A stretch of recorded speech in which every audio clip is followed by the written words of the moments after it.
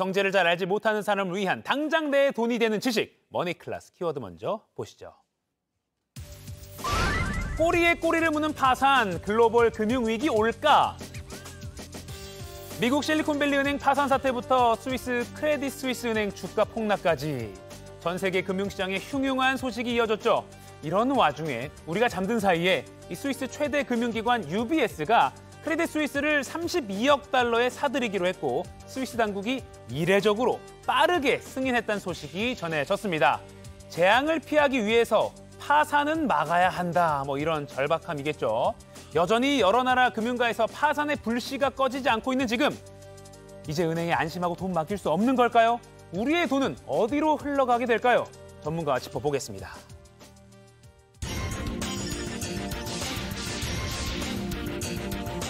경제 빅피처를 그려주시는 분이죠. 김광석 한양대 겸임교수와 얘기 나눠보겠습니다. 안녕하세요. 네, 안녕하세요. 자, 밤사이에 그 UBS라는 곳이 크레딧 스위스 은행을 인수한다 이런 발표와 함께 그래서 UBS 회장이 언론에 뭐라고 밝혔냐면 이번 인수는 스위스의 금융시장과 글로벌 금융을 위해서 필수적인 것이라고 말했어요. 그러니까 이건 거꾸로 돌려서 말하면 그대로 크레딧 스위스가 망했으면 큰일 나겠다 이런 뜻이네요. 네, 그 위험이 계속 다른 은행들로 전이될 수 있는 굉장히 조마조마한 순간에 어쨌든 극적으로 인수의 사건이 있었다. 이런 부분은 사실 이게 기대할 만한 부분이라고 볼 수 있겠습니다. 다만 이것이 말 그대로 이 골마 있는 이 금융시장의 여러 상처들이 다 치유될 것인가 아니면 단순히 밴디지 효과로만 머물 것인가 이런 부분에 대한 이제 의문이 들 텐데요. 그런 것을 좀 하나하나 우리 이야기를 다뤄봐야 되지 않을까 그런 생각을 해봅니다. 아하. 근데 잘 이해가 안 되는 부분이요. 크레딧 스위스가 저는 사실 잘 몰랐지만 엄청 유명하고 중요하고 되게 돈이 많고 그런 곳이라 하더라고요. 근데 이렇게 돈이 많은 곳이 초대형 은행이 이 위기에 어떻게 빠졌나 좀 궁금하거든요. 일단 얼마나 큰 은행인지 얼마나 중요한 은행인지를 좀 설명드려보고 싶은데요. 세계적으로 유명한 그 금융산업이 잘 발달되어 있는 나라 영국 스위스죠. 근데 그 스위스의 두 번째 대형 은행이다. 그리고 자산 규모가 약 750조 정도가 되니까 이거는 정말 어마어마하게 큰 은행이다. 실리콘밸리 뱅크 가지고 이야기했었잖아요. 그것과는 또 비교가 안 되게 큰 은행이다. 이것을 좀 강조하고 싶고요. 크레딧 스위스를 제가 이야기할 때 항상 말씀드리는 것 중에 하나가 글로벌리 시스테미컬리 임포턴트 뱅크. 좀 어렵죠. 세계 금융시장에 시스템적으로 얼마나 중요한 은행인가라는 것을 판단하는 FSB라고 국제금융기구가 있습니다. 그것을 매년 판단을 하고 있는데 이 크레딧 스위스가 세계 30대 글로벌리 시스테미컬리 중요한 그런 은행에 들어갑니다. 그러니까 크레딧 스위스보다 더 중요하다, 시스템적으로 더 중요하다고 평가 내려지는 그런 은행이 대략 10개 정도밖에 없는 겁니다. 그만큼 세계 금융시장에 중요하기 때문에 이 금융시장에 중요한 시스템적으로 만약에 이 크레딧 스위스가 파산하게 되고 그냥 인수가 없었으면 이 시스템적으로 굉장한 위험이 다른 은행들로 전이될 수 있겠다라는 그런 상황이기 때문에 당연히 이 은행의 파산 이게 또 인수로 마감된 거 이것은 긍정적인 희소식이다 이렇게 평가 내릴 수 있겠죠. 그렇군요. 그러니까 30대 은행 중요한 은행을 리스트를 뽑아놓군요. 그러니까 이 은행들이 망하면 정말 이건 금융 국제적으로 위기다라고 하는 그 은행 중에 하나가 지금 이 크레딧 스위스 은행이었다. 그렇습니다. 그렇군요.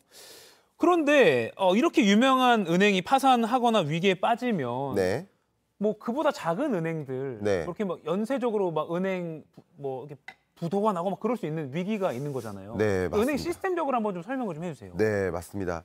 일단 이런 대형 은행이 만약에 파산하고 인수를 못했다 만약에 그러면 계속 그 위험이 전이될 수 있겠다. 왜냐하면 크레딧 스위스가 이렇게 인수됐다 하더라도 손실 자체가 없어진 건 아닙니다. 계속 투자 손실이 있었던 거예요.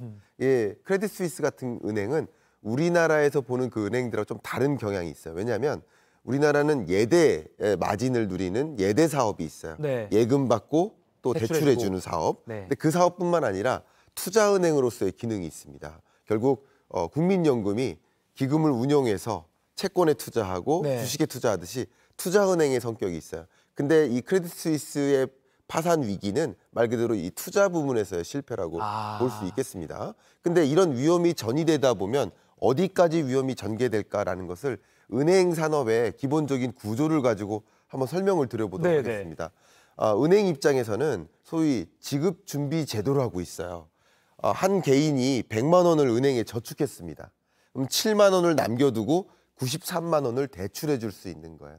그럼 93만 원을 예를 들어서 또 저축을 받아요. 네. 그러면 그중에 약 7%를 남겨두고 대출해 주고 결과적으로 통장에 찍힌 돈과 은행이 갖고 있는 돈은 다르다라는 것이죠. 그렇군요. 그런 관점에서 이게 말 그대로 남의 돈을 가지고 사업하는 그게 이제 예대금리 차라고 하잖아요. 그런 은행의 구조를 갖고 있기 때문에 이쪽 투자한 은행이 만약에 이 금액을 제대로 돌려받지 못할 경우 말 그대로 뱅크론으로 전개될 수 있겠다라는 것인데 보시는 것처럼 이 은행으로부터 많은 저축을 한 사람들이 지금 저축 금리가 얼마 되지도 않으니까 네. 대출을 저축했던 걸 돈을 빼도 큰 손실이 없는 거예요. 쉽게 빠져나갈 수 있는 그런 저축액이라는 거죠. 그게 말 그대로 빠져나가면서 이 은행은 말 그대로 부실하게 되는 것이다. 결국 그 큰 은행들이 부실에 처하고 그리고 파산 위기에 처하고 그러면 이 투자했던 저축했던 저축자들이 불안하잖아요. 네. 은행에 돈을 맡겨야 될까 하는 그 불안함이 크게 검증되지 않겠습니까? 네. 그런 것들이 글로벌 은행들로부터 뱅크론을 발생시키게 만드는 차라리 더 안전한 투자처로 옮겨야 되지 않을까 하는 생각을 충분히 만들 수 있지 않을까 생각합니다. 그 앞부분에 크레딧 스위스 그러니까 투자 부분에서 조금 좀 실패가 있었다 뭐 그런 거군요. 그 사업을 좀 잘못 이용했다 이렇게 좀 쉽게 보면 그럴 것 같은데 네. 제2의 리먼 사태라는 말이 좀 뉴스에 나오기 시작했어요. 그러니까 네. 연쇄적인 거잖아요. 은행 이런 금융이라는 게 네. 연쇄적인 영향은 좀 어떻게 될 것 같아요? 네, 제가 이 금융 산업을 토대다 이렇게 표현을 하고 있어요. 토대. 그러니까 그 토대 위에 집을 짓는 거죠. 네. 근데 그 집안이 무너져 버리면 어떻게 될까요? 네. 집도 다 같이 무너지죠. 말 그대로 은행에서 대출을 못 해주면 지금같이 이렇게 금융시장이 불안한 국면에서는 은행 입장에서는 자기의 어떤 안정성을 채워나가기 위해서 당연히 대출 규모를 줄여나갈 거예요. 네. 그럼 대출을 못 받은 많은 기업이나 가게는 어떨까요? 더 적극적으로 신규 투자를 못 한다거나 네. 소비를 못 한다거나 그러면 기업이나 가게도 더 어려워지죠. 말 그대로 경기 침체 국면으로 이게 전개될 수 있겠죠. 네. 그런 것들이 좀 가장 위협적인 순간 아닐까요? 말 그대로 금융위기로까지는 확산되지 않을 수 있으나 이렇게 금융기관들이 부실해지고 금융 안정성을 챙기기 위해서 대출을 꺼려하는 그런 국면으로 이제 치닫게 되기 때문에 자연스럽게 글로벌 경기 침체로 연결될 수 있는 그런 위협이 있다. 이렇게 설명드리겠습니다. 그렇군요. 그러면 사실 은행에 돈을 넣어두는 것만큼 안전한 게 없다라고 판단을 해왔는데 네. 은행도 이렇게 불안하면 네. 돈이 그럼 어디로 흘러가는 건가요? 네, 항상 돈은 움직입니다. 돈은 더 높은 수익성을 찾아 움직입니다. 자연스러운 현상이라고 생각해 보시면 좋겠는데요. 네. 그래서 은행이 흔들리면 돈이 어디로 몰릴까? 네. 자, 이 은행이 흔들린다는 것을 금융 공포라고 좀 생각을 해볼게요. 공포가 있어요. 예, 네. 공포감이 있어요. 네. 그러니까 여러분들도 공포감이 있어요. 근데 지금 은행에 맡겨놓은 돈 생각해 보세요. 그 이자율이 얼마 되지 않죠. 그래서 그냥 굳이 거기다 둘 필요가 있나? 빼고 싶은 마음이 있을 거예요. 딴 생각이 네. 듭니다. 그러니까 그 딴 생각이 어디로 옮겨질까요? 안전자산으로 옮겨지죠. 생각해 보세요. 공포감이 올라간다. 그러면 더 안전한 투자 수익을 위해서 안전 투자하고 싶어요. 더 공격적 투자를 하고 싶어요. 저는 안전자산. 그렇죠. 네. 여러분들의 심리가 다 그런 거예요. 네. 공포감이 확산되면 확산될수록 안전자산에 대한 선호가 더 커질 수밖에 없죠. 그 안전자산 하면 대표가 누구겠습니까? 금이죠. 금, 네. 그리고 달러, 일본 엔화 이런 것들이죠. 그래서 이런 선호가 커지면서 이런 자산 가치가 또 급등하게 되는 거예요. 이렇게 금융공포가 휩싸일 때 우리 팬데믹 위기 때도 마찬가지예요. 네네. 2020년 팬데믹 위기 때도 이 팬데믹에 대한 공포가 막 점증될 때 그때 금값이 역사상 고점을 향해서 계속 갱신했거든요. 네. 왜냐하면 그만큼 돈이 그쪽으로 몰리기 때문에 그 가격이 또 이렇게 상승하는 모습인 거죠. 그리고 잠깐 좀 궁금한 게 네. 비트코인이 요새 올랐거든요. 네, 비트코인은 그렇습니다. 정말 안전하지 않은 자산으로 알고 있는데 네. 이 시기에 왜 갑자기 오르는 건가요? 예, 여러분들도 그런 부분에 대한 질문 많이 갖고 계시더라고요. 네네.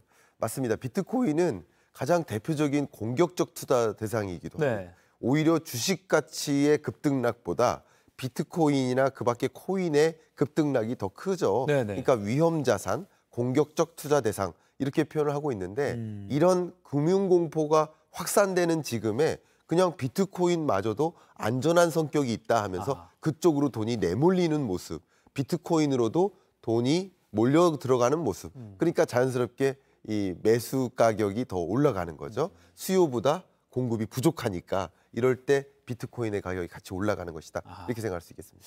자, 지금 은행이 불안하니까 당연히 은행주 뭐 주가가 떨어졌어요. 네. 근데 어떤 사람들은 뭐 월가에서도 이런 말이 나온다고 하는데 네. 이렇게 오히려 이렇게 떨어질 때 위기일 때 사야 한다 이런 의견들이 있어요. 네. 어떻게 보십니까? 결과적으로 말씀드리면 지금 이 금융부실 사태가 부실로만 끝나면 지금 줍줍의 기회일 수 있겠습니다. 결과적으로 말씀드릴게요. 근데 이게 부실의 상태가 만약에 금융위기로까지 전개된다. 네. 그러면 더 지켜봐야 된다라는 표현을 해볼게요. 앞에 말씀드렸던 크레딧 스위스뿐만 아니라 실리콘밸리와 같은 여러 은행들이 왜 위기에 처했을까 생각해보면 미실현 손실이 발생했어요. 잠깐 설명드리면 지금 우리 집이 10억 주고 샀는데 5억으로 떨어졌습니다. 근데 아직 팔지 않았어요. 그러면 손실입니까? 미실현 손실입니까? 미실현 손실인 거죠. 근데 이것을 매도하면 만약에 5억에 팔면 실제 손실로 발생한 거죠. 실리콘밸리 사태가 바로 그런 거예요. 실리콘밸리 은행 같은 경우 그냥 채권 가격이 급격히 떨어졌는데 근데 이것을 굳이 계속 보유한다면 이 손실이 날 이유가 없어요. 근데 뱅크런이 발생했고 미실현 손실을 손실로 만든 거예요. 그러면서 부실이 있었는데 세계적으로 많은 은행들이 투자했던 그 투자 자금 말 회수하지 못하는 상황이고 그리고 미실현 손실이 많이 발생한 상황으로 금융부실이 계속 전개되기 때문에 이것을 그냥 금융위기로 확산될 수도 있다 하면서 지금 적극적으로 이제 금융 뭐 부실 끝났다 하면서 줍줍하는 것보다는 조금 이 금융위기로 확산될 수 있을지 여부를 좀 진단하면서 이렇게 조심스럽게 보수적으로 투자해서 결정해야 되지 않을까 의견드립니다. 좀 조심스럽게 제한적으로 접근하자 이렇게 마무리를 하겠습니다. 지금까지 김광석 한양대 겸임교사 얘기 나눠봤습니다. 고맙습니다. 감사합니다.